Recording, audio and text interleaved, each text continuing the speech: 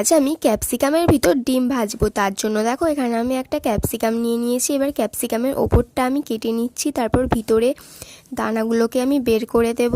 দেখো ভিতরের দানাগুলো আমি সব বের করে দিয়েছি। এবার এর মধ্যে আমি একটা ডিম ফাটিয়ে দেব।